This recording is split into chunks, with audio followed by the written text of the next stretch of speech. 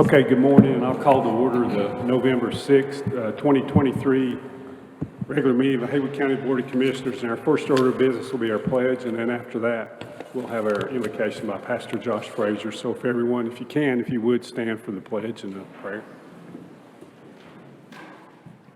Pledge allegiance to the flag of the United States of America, and to the republic for which it stands, one nation, under God, indivisible, with liberty and justice for all. Let us pray. God in heaven, we thank you for a day, a beautiful day outside, and we thank you for the changing of the seasons too. With that comes lots of visitors here to our county, and we thank you even for that as it brings in different economic commerce and various things that come with that. And we pray as we approach this meeting today, there's so many things that need to be talked about, discussed, decided upon. Pray that you'd give wisdom to our commissioners and also to all those who have input and influence into these decisions. We pray that as we go about our days today, we would seek to help our fellow man in the various ways that we possibly can. We thank you for the blessing that it is to live in this county, the beauty and all that it brings to us. What a blessing. In your name we pray. Amen. Thank you, Pastor Josh.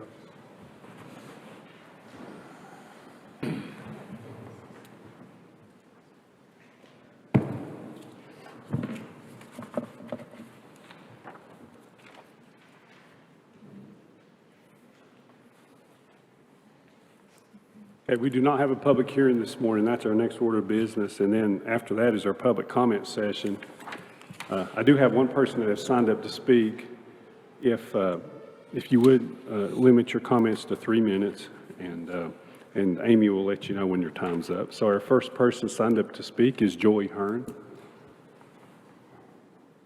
Well, welcome, Joy. Appreciate you coming out this morning. Okay. Oops, I'm sorry.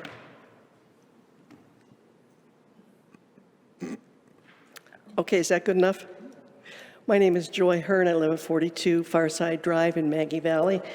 I wrote y'all an email kind of on the spur of the moment. I believe it was last Friday, and I want to thank Mr. Ensley for getting back to me right away. I went ahead and read the ordinance and read some newspaper articles. I've read some other things about this. And I talked about two things: subjective performance and performance-based measurements. Performance-based measurements. Subjective is where the policeman comes out and he says, yeah, Mrs. Hearn, that's too loud. I can hear it in your bedroom, in the front lawn, and all over the place, whatever the sound is. Objective or performance-based is where they actually measure it in decibel levels. And reading the ordinance, it talks about a 750-foot distance from the entity or the building. The problem with that is it's not enough. You still have sound if what I read is true. You're going to hear it a mile away in some cases. It may not be harmful to the ear in terms of being 85 or above, but it could be 65. At 65, airports, at least the airport extension Fort Lauderdale, had to go in and soundproof all the homes that were under that flight pattern because 65 is considered too loud. You get much higher than that, and they demolish whole neighborhoods. So, but a lot of people don't understand the difference. What's the difference between 65 and 75, 10 points? What's the difference between a Category 3 hurricane and a 5? A lot. So, my question about the ordinance is this: it doesn't address noise at all, and I understand that you can't single one guy. But if you had a countywide ordinance, it would apply to everybody with a decibel level. I went down to the asphalt, I don't know if it's gravel plant at the end of Allen's Cove. Did that a couple years ago, and their decibel rate was about 60, about 20 feet off the site. And the homes are quite a ways away, so that wasn't too egregious in my opinion. So, well, it wouldn't be. But this type of thing, it's not just the noise level, it's the continuation of the sound that's annoying to people. People can't sleep. Being a value person, noise affects value. And you know from Realtor.com, it's right up there with FEMA and flood nowadays. So you have to disclose that as a realtor. In the ordinance also says the definitions nighttime, daytime, but it doesn't show where it's used for anything. So I thought that was a little bit confusing. There have been studies on, just beginning now, studies on low-impact sound over continuation and how that affects the human body. So it's important. I mean, you wouldn't envelop a house with smoke constantly, but why is noise okay? It's very agitating. Am I up? I didn't get the yellow light.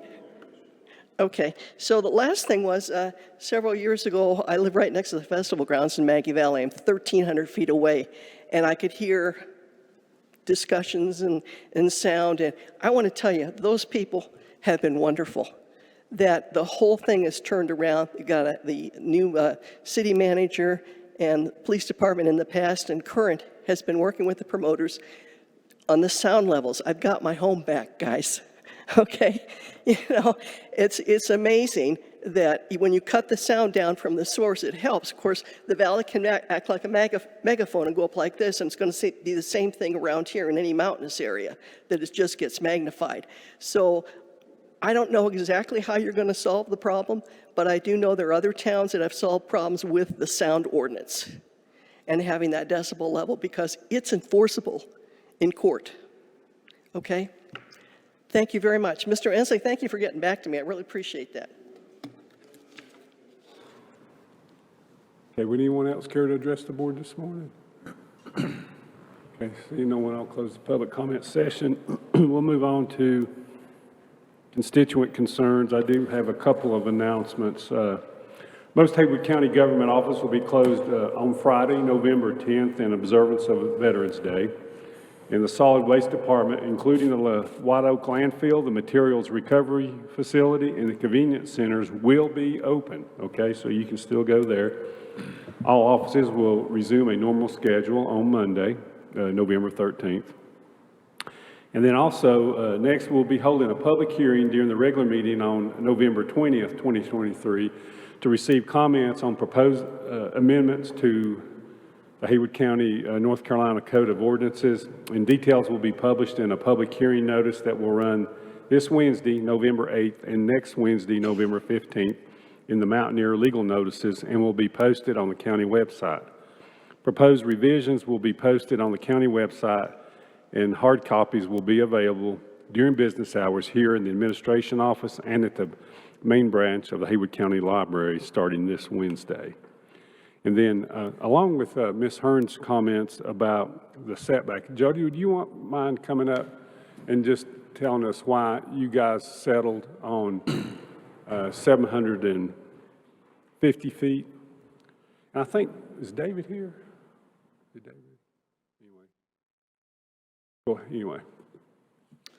Good morning, Commissioners. The Planning Board spent quite a bit of time on trying to figure out how best to protect all citizens. Setback is the best way for us to do that. And we kind of took a regional approach. What are other folks in our region doing? And in this particular case, the best example we had was Macon County. They have a very similar ordinance to ours. And they also use 750 feet for their setback. So that 750 feet was designed to protect all citizens, and then we have separation in the ordinance, which is 1,000 feet, and that's designed to protect the protected entities, or kind of as Vicki's called them, more vulnerable populations. So one of the things that, I think kind of gets left out here is that the ordinance also addresses fencing and screening. And since sound is a wave, and that wave bends depending on how it moves, with fencing and screening and the setback, the Planning Board felt like we had something that was adequate in addition to, of course, other things that are happening in our county. It'd be difficult to locate here. There's a lot of places that just power-wise won't support it. And then, I don't know if you all have recently seen it, but Duke Power went up on all of us November 1st. So we've had another rate increase, which is another thing that makes us a little bit undesirable. If we move forward with the ordinance and we feel down the road that there needs to be a change, we'd be glad to work with the planning board, come back to you and make any necessary changes, or at least investigate into that. So And I think David Francis said, he's not in here now, but he was telling us that the economic benefits for a crypto mine to be located here because of the cost of electricity is one issue, because now it's too high. And HEMC is evidently quite a bit higher. And then also, let's see, they can't locate here. Oh, there was another reason. It'll come to me in a minute. Maybe I'll spout it out. But those are a couple of reasons that they can't locate here. Oh, I know what it was. The power. There's only two places in the county, one in Canton and I think one in Waynesville, I believe, where there would be enough power to even do a crypto mine.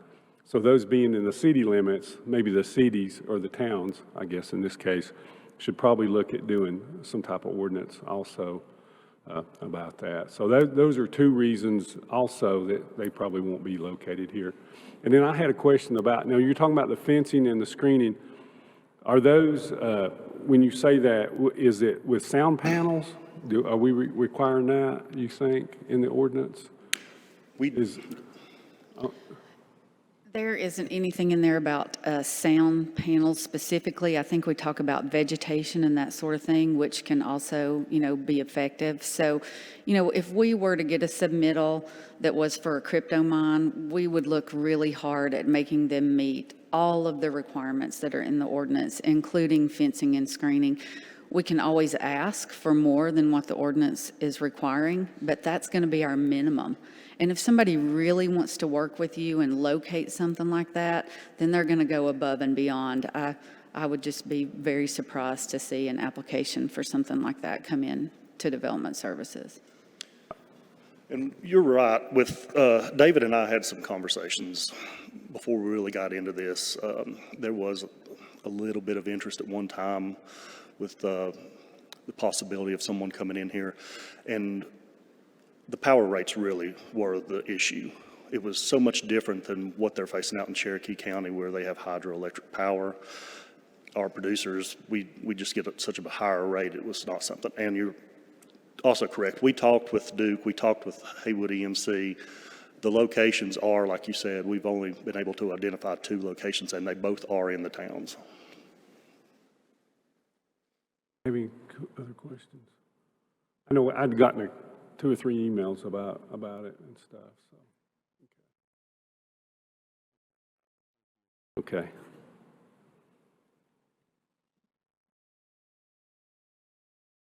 Okay, then also, we're going to be having a flood recovery public information meeting. Brian, that was at Crestview Baptist Church on Tuesday at 6, I believe. Okay, so that will be, who all will be there for that? It's actually a meeting that McGill is having. SDR, one of the contractors, will also be there. We'll talk about the Emergency Watershed Protection Program, debris pickup and disposal. So it starts tomorrow at 6 at Crestview Baptist Church. And I think the Mountaineer has helped us get the word out on that too. Does anybody have any constituent concerns? Do you have any? It's not really a concern, but I would just like to mention, for those of you that maybe did not realize or that knew, Jason Moody passed away October the 26th. Jason retired from the Maggie Valley Police Department and also was the captain at Maggie Valley Fire Department.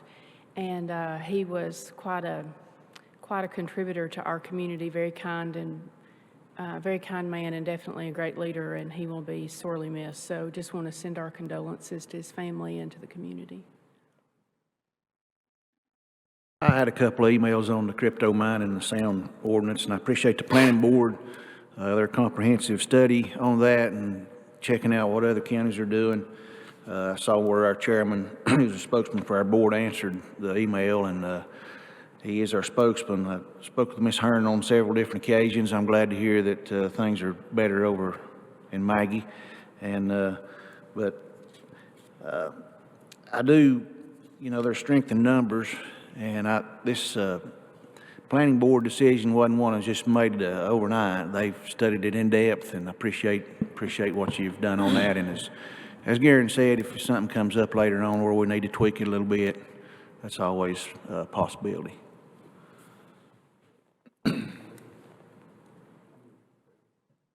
Terry. I met with Ms. Hearn and a couple of other people. We've had a lot of meetings and emails and stuff especially with the fireground stuff down there. And I just want them to understand that they've done a lot of research on it.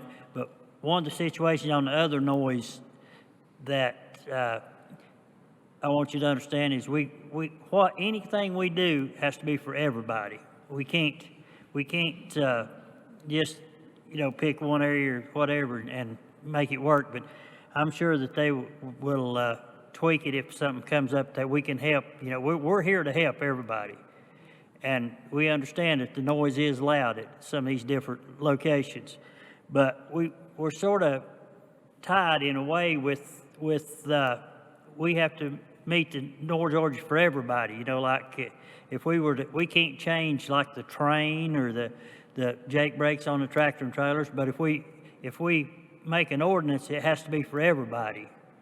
And we've got to come together with a solution that will work instead of, trying to, if we go overboard and then we get in trouble with the state or feds or whoever, we've got to make it work for everybody. And I just want y'all to understand that we are working on it, and we try to do the best we can on it, and we're trying to help.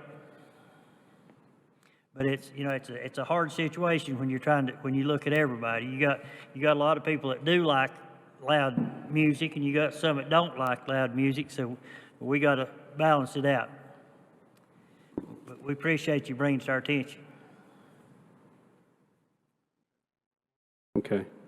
I also want to thank our veterans for their service to our country. I was reading an article this weekend about evidently when you shoot off a lot of rounds, ammunition rounds, it affects your brain. They're finding out now. And a lot of our veterans are having issues with that, even though they're not on the battlefield, but when they're shooting artillery, evidently that causes problems also. So, but I appreciate all the things that our veterans have done. And I know my father and my father-in-law were both veterans, and I appreciate their service to our nation. And I think we're going to do that Operation Green Light. Are you familiar with that? Yeah. Let's see, when is that? Talked with Tim. The lights will be on tonight and all week. Courthouse will be green. Okay. So if you see green lights, it's in honor of our veterans. Okay. Great. And I appreciate you doing that, Tim, and taking care of that.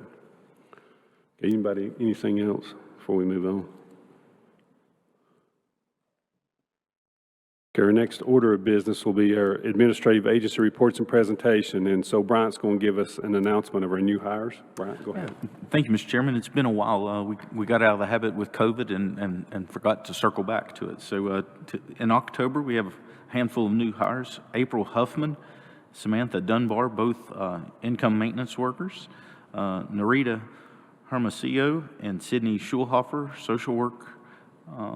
Cody Ruckert, Gregory Hatton, and Tyler Pace at the Sheriff's Office.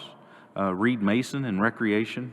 Don Ramsey as an intern in the manager's office. And Dylan Huffman is our new PIO. And Dylan's here, and make sure you get introduced before the end of the meeting. Thank you, Mr. Chairman. Thank you, Brian. We appreciate all those folks that want to work for Haywood County.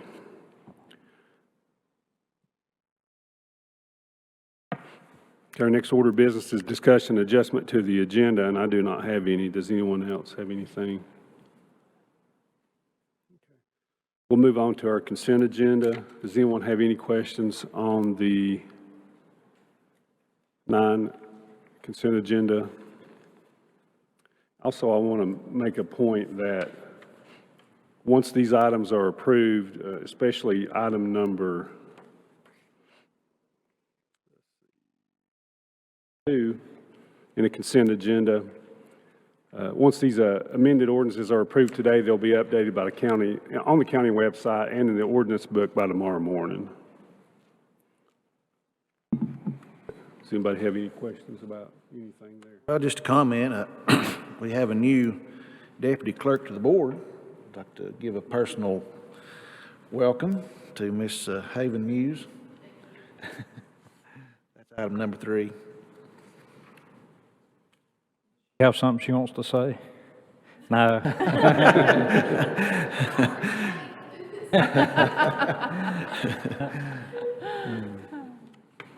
It gets better from here.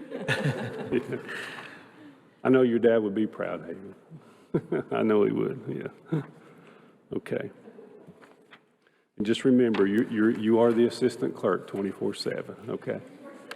Okay. Any other questions or comments? Okay, entertain a motion, we approve the consent agenda as presented. So moved. Second. All in favor, say aye. Aye. Anyone opposed? Okay, it's unanimous. Okay, we'll move on to the regular agenda.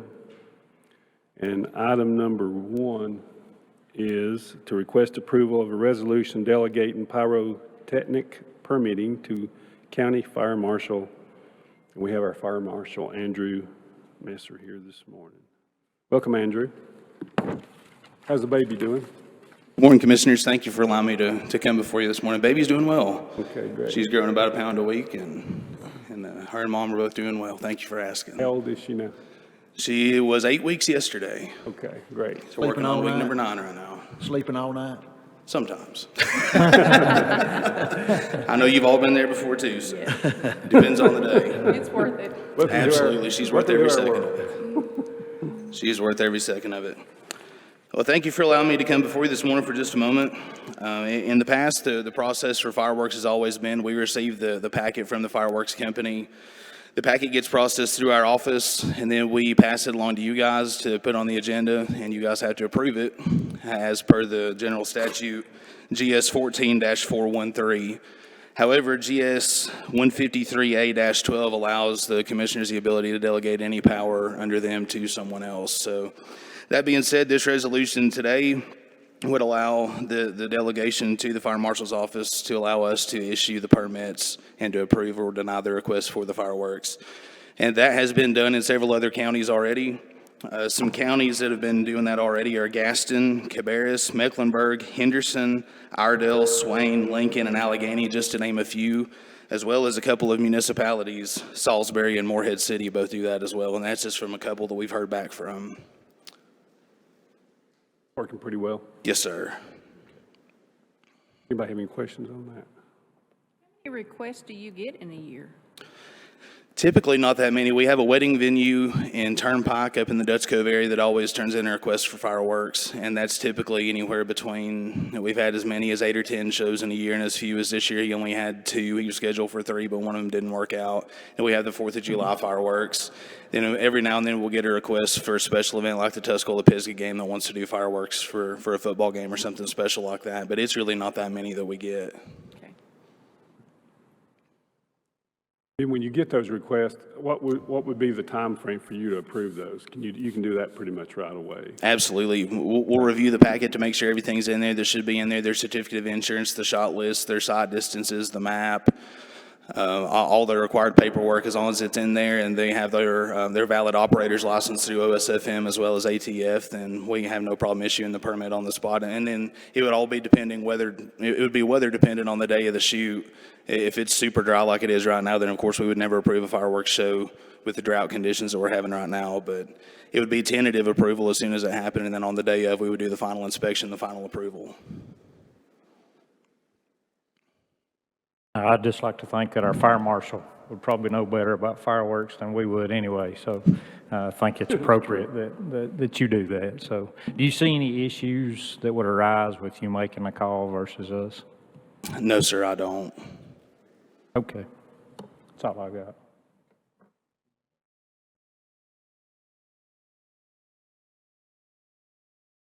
Okay, I'll entertain a motion. We approve item 1 of the regular agenda. Or second? Second. Okay, any other discussion? All those in favor say aye. Aye. Okay, that's unanimous. Thank you, Andrew. Thank you. Okay, item number 2 is to request approval of a resolution seeking contingency funds from North Carolina General Assembly and North Carolina DOT for the slope failure on Secondary Road 1512, which is Big Branch Road project in the amount of $1.5 million. Brian, go ahead. Mr. Chairman, this resolution is required for the DOT to tap some additional funds that they have to take care of the slope failure and the work necessary on Big Branch Road. I think Representative Pless has talked with DOT about this a couple of different times. We actually have no funding or authority for roads in North Carolina as the county, but if you adopt this resolution, I think the state or DOT will look favorably on it and try to help that community. There would be no county funds associated with this project.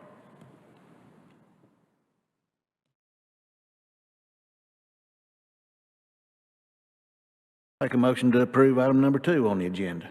I'll second. Any other discussion? All those in favor say aye. Aye. Anyone opposed? Okay, it's unanimous. Okay, item number 3 is to request approval of a resolution to authorize the transfer of 190 Fines Creek Road in Clyde, North Carolina, to the Fines Creek Community Association. And Frank, you want to speak to that? Is there County Attorney Frank Queen? Good morning. The Fines Creek Community Association has been using the old Fines Creek School for some time as a community center, as a resource for their operations down there.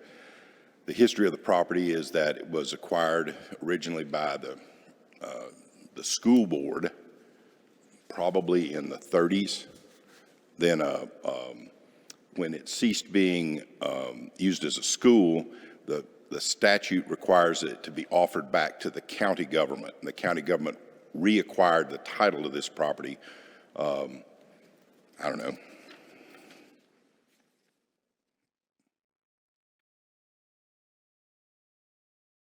$1991. No, sorry. 1997. 1997, the property was conveyed from the school board back to the county. That's when the county took over responsibility for it. There's a considerable amount of maintenance and upkeep responsibility that goes along with this old school.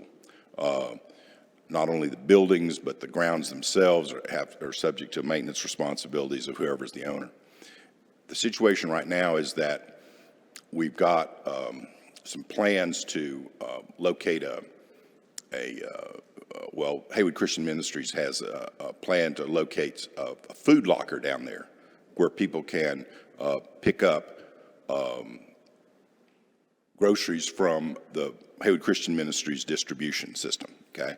Second group that's interested down there is the library has an interest in having a book locker down there where people can pick up books that would be that they've reserved using the library system.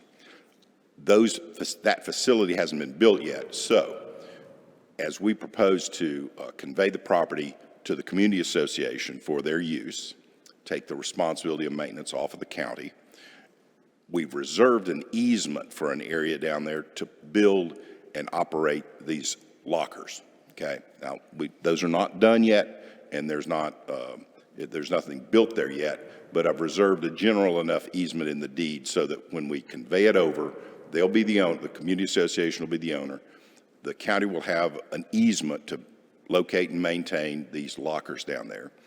And finally, there's a requirement that when you convey property from the county to a nonprofit, that you make provisions in the deed of conveyance for the reacquisition of the title of the property if the property ceases to be used for this nonprofit purpose, okay? That avoids you giving away public property to some nonprofit that then goes kaflooey and suddenly you can't get the property back. It's trapped in some nonprofit.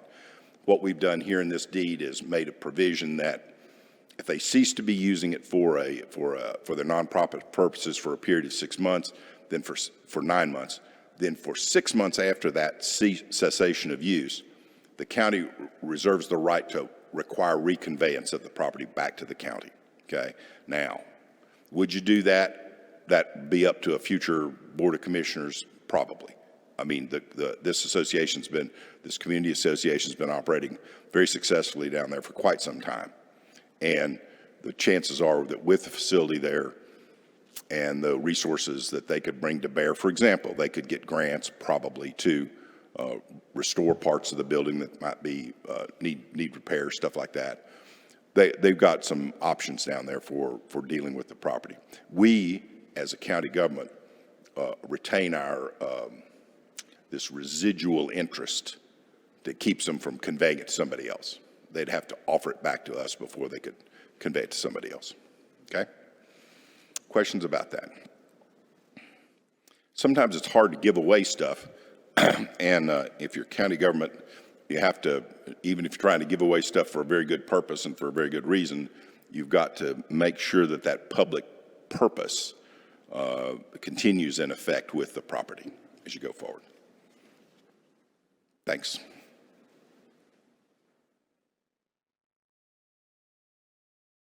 Does anybody have any questions on that?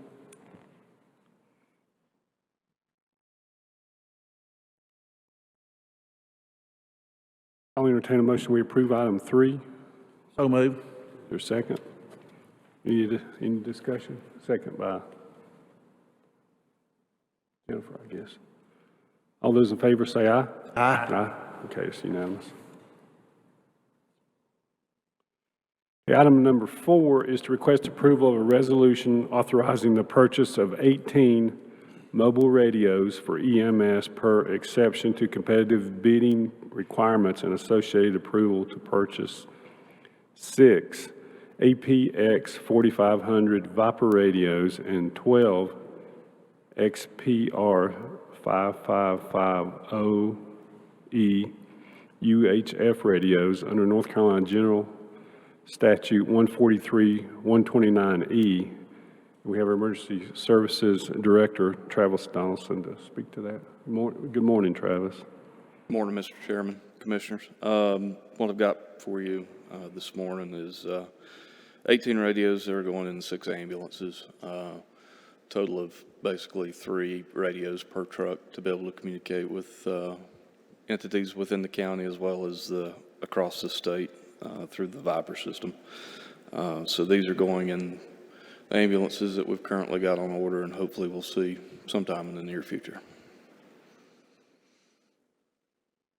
Travis, are these radios better than what we currently have? They're current versions of what we have. We run Motorola radios in all our systems and trucks. So they're just the current model of the equivalent of what we're using today.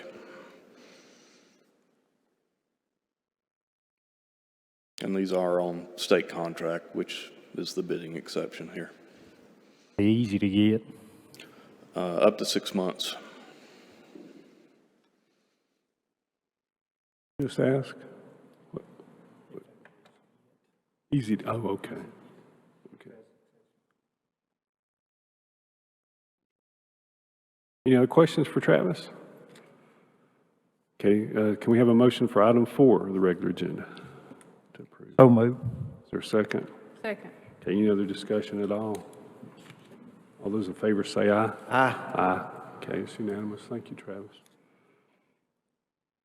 Okay, next is a request approval of a siren warning notification system bid to Alertus Technologies LLC in the amount of $700,036.40 for the purchase and installation of 18 Alertus high-powered speaker arrays and all necessary components for the system and authorization for county manager to execute all related documents.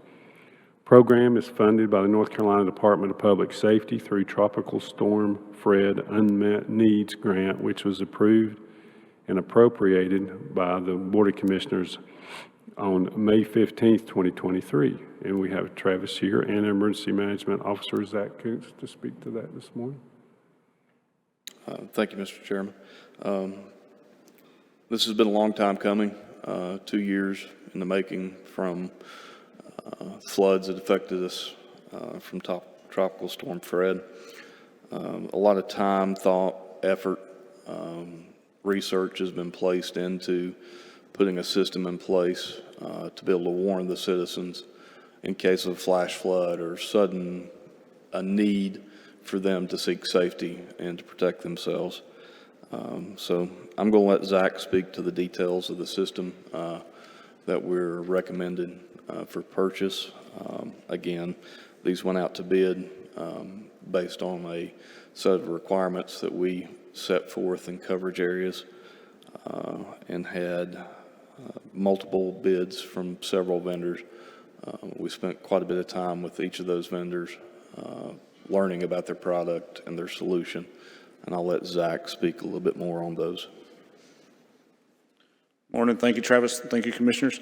So Travis pretty much just covered everything I had to say, but I'll go a little bit more into detail. So we went to bid with this back around the beginning of July. This bid stayed out for 45 days. We really worked hard on writing this bid. That was why the delay was there for between the acceptance of the grant in May to July. We reached out to multiple different counties inside North Carolina. We reached out to other states that have siren warning notification systems to see how their products, what they use, what worked great, what they wish they had wrote into a bid contract for building out a capable system for notifying the citizen look like. The key things for our bid that we put into it were that we wanted to make sure that the system was seamless and it had great integration with Everbridge, which is our warning and notification platform that we currently use. It also needed to be able to alert residents and visitors within the area with limited infrastructure with redundant capabilities and activation methods. And we also needed to make sure that it had an easy use for maintenance when it came to taking care of the system and what the requirements were for the upkeep side. When we got the bid package back, we had 8 vendors that bid on the bid package. 5 of those vendors were qualified. We spent some really long time going through all those packages, making sure that we thoroughly reviewed them and that we understood what they were offering to us. From that, on those 5, we still had a lot of questions. So we brought in other departments in here in the county, and we had interviews with all of the vendors and contractors that had submitted bids for this project. And during that process, we were allowed to ask questions that we had when we were looking through the packets. Looking at the systems, and the group chose that we'd like to go with Alertus as the vendor for this system. And the reason being is we had several great qualified vendors, but we wanted to make sure we had that seamless integration with Everbridge, and that's what Alertus stood out for us when we looked at the systems. It will not only meet our needs now, but it will meet our needs in the future, and that's what the other systems didn't provide for us.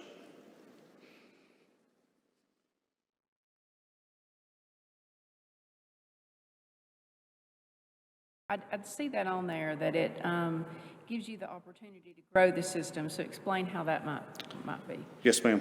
So right now, with the system, with Everbridge, we just have the capability of just the warning and the text, the emails, and the phone calls. When we tie Alertus into it, it's going to give us the siren options. Alertus also allows us to do like indoor alerting and notification too inside buildings for such as active assailants or things of that nature. So it could be a system that could be tied in and integrated solely together, and that's something that the other products didn't allow us to do.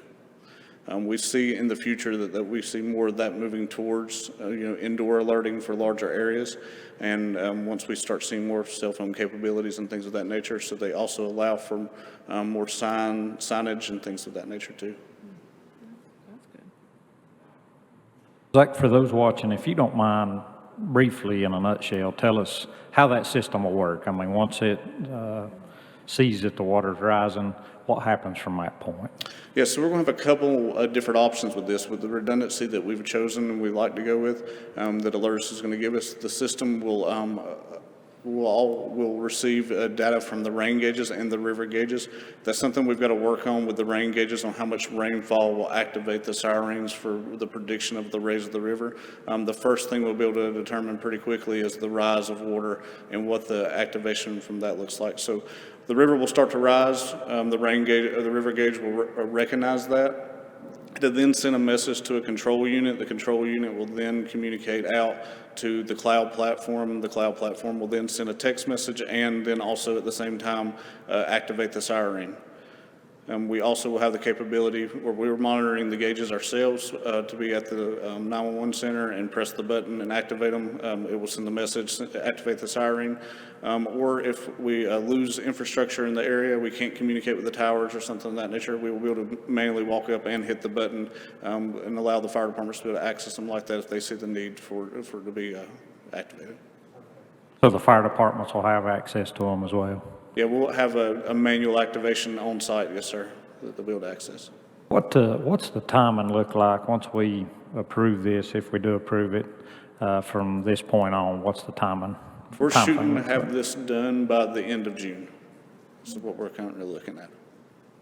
And just to be clear, as far as the financial side of it, this is being paid for with grant funds, is that correct? Yes, sir, that is correct. The county will be paying for it out of pocket up front and then get reimbursed back by the state. Thank you. Yes, sir. One more question. Once you've notified that there is rising water, is there a second notification that the levels have returned to an improved level and the imminent danger is over? Yes, ma'am, that's one thing we're going to create in the system is that we'll have the initial notification to go out saying that there is an emergency, and then we'll have a follow-up follow-up notification saying the emergency is over, and then it's returned back to the normal levels. That's good. Zach, did you say this could be added on in the future, just in different areas and stuff? Yes, sir. Different type of emergency stuff too, or just? Yes, sir. With this system, it won't only focus on the flooding emergencies, but also focus on wildfire and any type of other emergencies that we may have in our communities that we need to notify the citizen of. We'll have prescriptive message that the vendor will help us build into the system to be able to automatically send out. It'll be dual tone, so these sirens will not only put out like a wailing tone, but there'll also be a voice message that comes out with it also.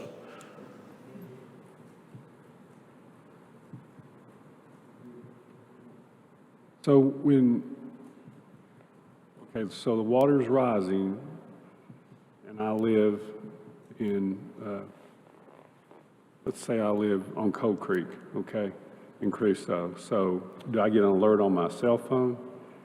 And do I hear a siren?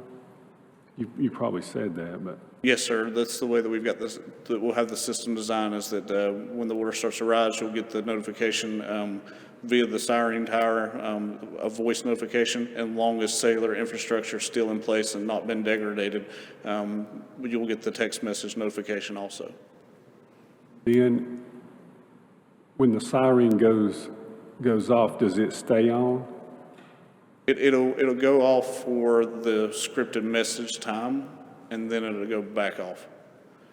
And then we can activate it again as we need it. But the text message alerts would be to everybody in the area, right? Yes, ma'am. Whether they were residents, I guess, of a specific area. Yes, ma'am, and they'll get those long as we don't have the degradations of the cell phone towers like we experienced during Tropical Storm Fred in the Crusoe area. That was one of the challenges with the warning message going out, is we lost the Sugar Brush Tower from that side, and so many folks did not get the notification because of the loss of cell phone service. Okay. But if we had tourists in the area or somebody visiting, they would be notified as well, correct? Yes, ma'am. That goes out via like a IPALS message, which stands for the Integrated Public Warning and Alert System, as a wireless emergency alert. Okay. So that's how the National Weather Service actually is one responsible for sending those flood emergency notifications. And this system also integrates, well, they'll receive like that flood alert notification from the National Weather Service and then be able to push it out. The benefit side for our sirens and rain gauges and the river gauges is that we are able to monitor the situation more closely than the National Weather Service in Greenville-Spartanburg. So we'll be able to have a little bit more advanced notification than what they would be able to give out from GSP. I guess once the installation's complete, I'm sure you'll have a community notice and some testing, and so everybody will get used to hearing it before hopefully a real event doesn't happen, but we know it will. But there'll be a lot of testing, I'm sure, Yes, sir. So part of the grant that was accepted back in May was there was some public education information funding that was a part of that. So we'll have a public information campaign, educational opportunities, once we get the parameters figured out on what the timeframes are for the notifications and things of that nature, and then what the actions of the citizens should be when they hear that type of a notification go out. Oh, that's true. Next step. I hope you don't have to use it ever. I hope not to. But we're glad to have it. It's Yeah, something it's that great. we're really been wanting for a long time, especially the increased visibility with the rain gauges and the river gauges, giving us that capability of monitoring the upper area of Crusoe that we were not able to monitor during Tropical Storm Fred.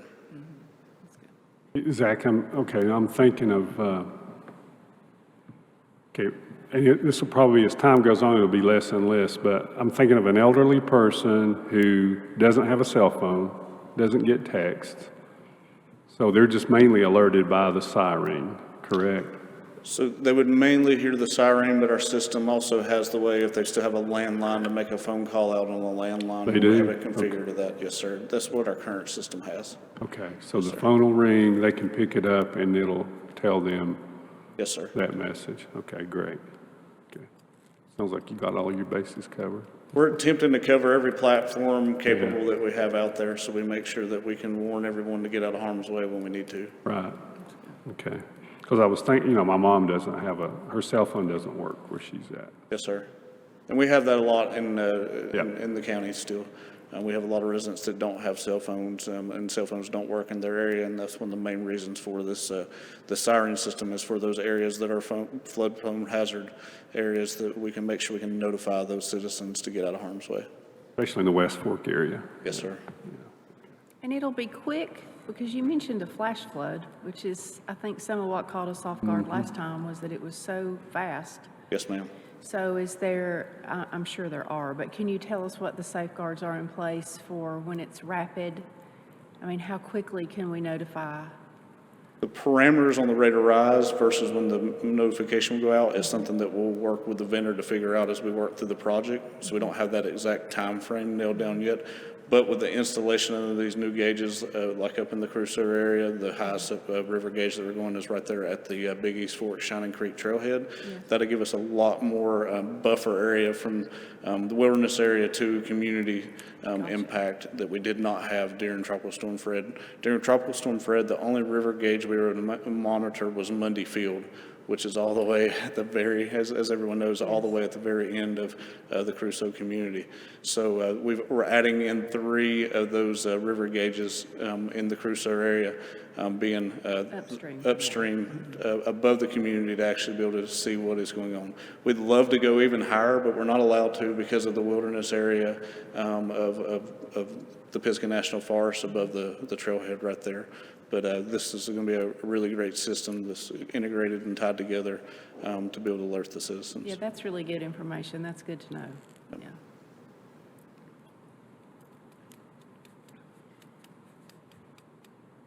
All right, I'll entertain a motion, we approve item 5. So moved. Second. Okay, all those in favor say aye. Aye. Okay, it's unanimous. Thank you. Thank you. And it sounds like you thought through everything, and I really appreciate that. Okay. Okay, item number 6 is to request approval to accept a bid from Western Carolina Communication for the upfit of 24 Dodge Chargers at a cost of $298,074.25 from budgeted funds. Chief Deputy Matthew Transom. Welcome, Matthew. Appreciate you being here today. Good morning, Commissioners. So I know this is a little higher number than y'all are used to seeing for an upfit of cars. The reason is 10 of these cars is FY22 cars that didn't come in until June. The other 10 were the ones you approved in the June meeting that we was able to actually get at a lower price. And then the last 4 are the SRO cars.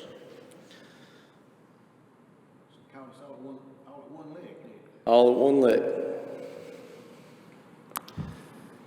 I guess the only negative is we'll have to replace them all at once, right, Brian? It's always the problem. Yes, sir. Yeah. Okay. Maybe there won't be supply chain issues when we get to that point. It's hard to say at this point. Probably better be glad we've even getting them. Yeah, that's true. Chief, these will be, just a note, paid for with budgeted funds, looks They like. are, yes. I think the good part is there's foresight, budgeted funds, so it's been approved in the budget, so we're ready for it. Yes.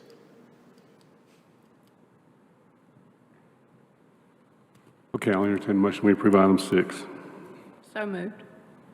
Second. Okay. Any other discussion? All those in favor say aye. Aye. Okay, anyone opposed? That's unanimous. Okay, then next is to request approval of a budget amendment from the sheriff, $38,000 to appropriate fund balance for drug forfeiture funds collected and unspent as of fiscal year '23 to be used for the purchase of an additional K-9 and to cover cost of 2 software contracts. So we have, also have Christian here this morning. Welcome, Christian. Yes, and Matthew's here to answer any technical questions on the software and the K-9.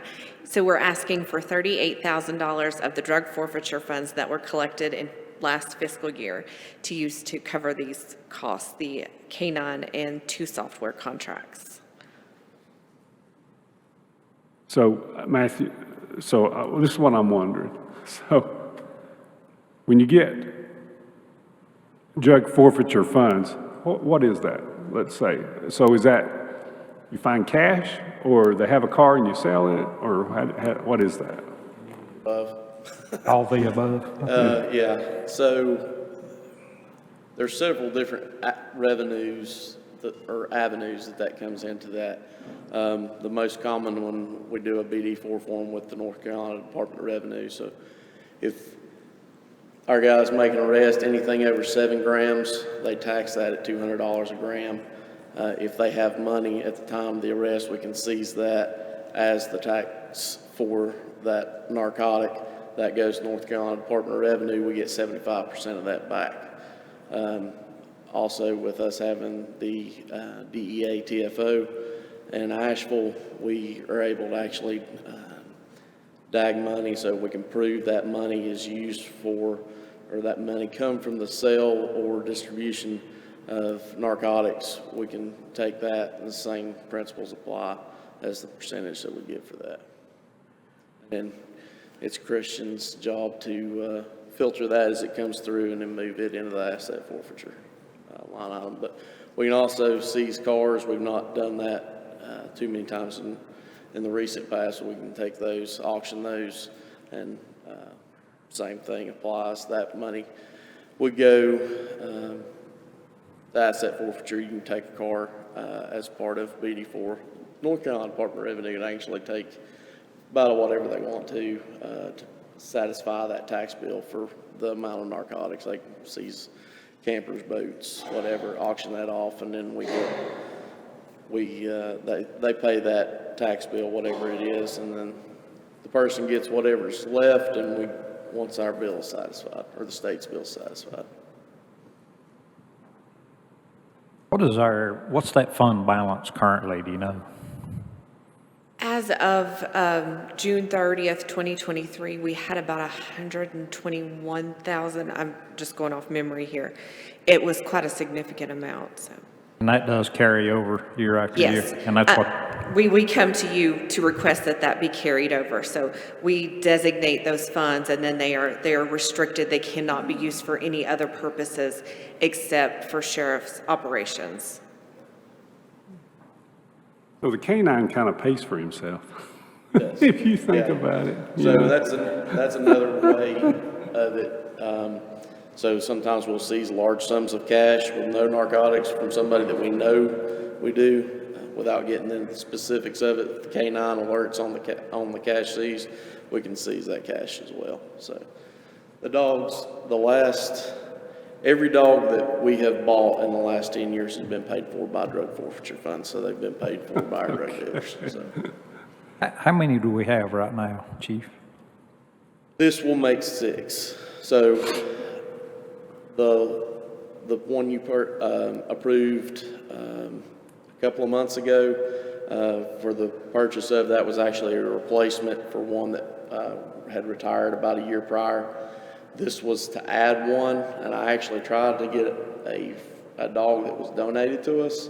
The dog did not make it in the school, so we actually had to kind of change gears a couple weeks into the school and try to get this other dog for him to be able to finish the school while it's going on.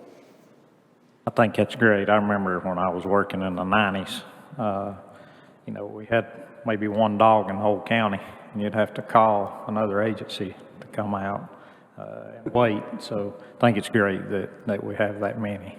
Because like we said, they're paying for themselves. So. Yeah. Do you have one on every shift, or do you have a couple every shift? How does that work? So I have one that's attached to our drug unit right now. Okay. And then they'll be spread out through the rest of the shifts.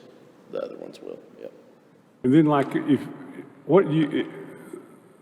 okay, let me think a minute. So if you pull somebody over, if you suspect something, then you can call them and they'll come out with a canine? Absolutely. Most of the time, like our drug guys, they pretty well already know why they're stopping somebody to begin with. So most of the time, the dog's already there when they stop the car, and they just seamlessly roll from the reason for the traffic stop into the search with the canine. Big word in law enforcement's probable cause, right? Yeah. Yeah. And then, so is there a company that supplies the dogs? I mean, are there companies that do that? How do y'all? So the last several we've purchased, and this one will be from PSD Canine in Oxford, Florida. We've worked with him as a vendor for probably the last 15 years or so. Produces quality dogs. You have a lot of people that will vendor dogs, but the quality of dog that they bring to the table is subpar. So he always produces really good dogs, and if there's an issue with the dog, he guarantees his dogs too. So if something happens, he'll work with you for a replacement. In other words, in a roundabout way, these drug dealers is paying to get caught. Absolutely. Yep. What kind of dogs usually are those? They're each German Shepherds? German Shepherds or Belgian Malinois. We've got 3 Belgians right now. We'll have 3 Belgians and 3 Shepherds is what we'll have now.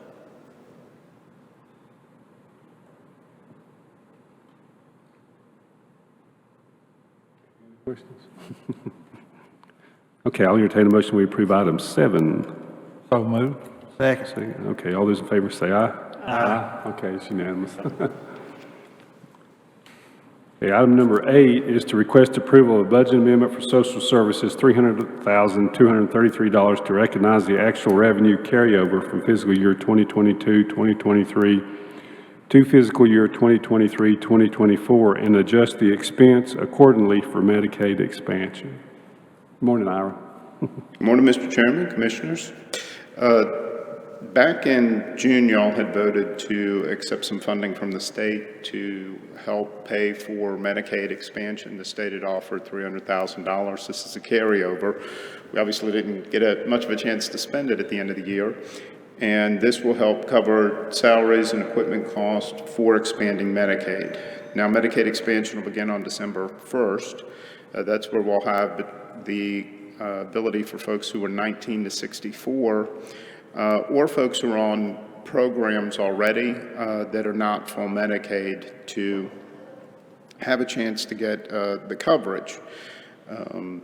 The Medicaid service will cover a lot of the health services like primary care, hospital, prescription drug benefits. And so there are different levels of income depending on how many members in your household are there or whether or not you're qualifying for a program like children in the household or pregnant women Medicaid. So there are different programs that will be offered. We offer now, but different funding levels for those with expansion. So y'all have voted on this once and not that long ago. So. Right. This is just a vote to roll it over into the next budget year. Roll it over in the next budget year. Yeah. Yeah, we had both of this one and the next one on consent agenda, but we felt like we needed to Put them on regular agenda just for transparency. Yeah. Okay. Okay, can I have a motion, we approve item 8? So moved. Second. Second. Okay. Any other discussion? All those in favor say aye. Aye. Okay. And then number 9 is to request approval of budget amendment social services for $1,116,631 to recognize the actual revenue carryover of grant funds approved in 2022, 2023 to this fiscal year, 23-24, and adjust the expense accordingly for the substance abuse block grant from Value Health.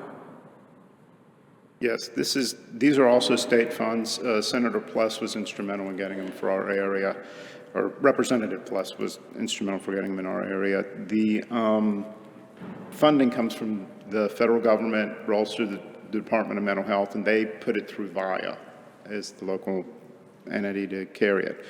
So far, we got the funds late in the fiscal year. We have, if you've noticed, the stickers for 988 awareness running around. We've worked on a campaign for awareness. We've produced an information guide for EMS with some of this. We have hired a provider, and these are to help people. All of these funds are to help people with substance use disorder. We've got some applicants. We've got a couple other positions we're trying to bring in to expand our capacity.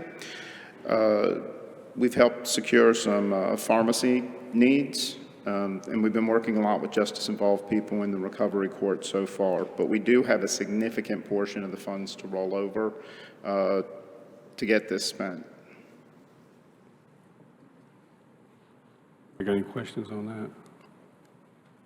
Okay, I'll entertain a motion, we approve item 9 as presented. So moved. Is there a second? Second. Okay, any other discussion? All those in favor say aye. Aye. Anyone opposed? Okay, it's unanimous. Okay, so that concludes our agenda. We do not have appointments or a closed session. So does anybody have anything else for the board? Just again, thank you to all our veterans in Haywood County. It's a big week where we recognize our veterans. I've had several family members serve, and again, I appreciate Tim taking care of the Operation Green Light when you drive by the courthouse. Last year it was phenomenal. I'm sure it'll be the same. And if you want to put a green light in your window at home in honor of a veteran, please do so. They're very worthy of being recognized. I appreciate all veterans. Okay. Anybody else? Okay, I'll entertain a motion, we adjourn. So moved. Is there a second? Second. Okay, all in favor say aye. Aye. Okay, we're adjourned. Everybody be safe.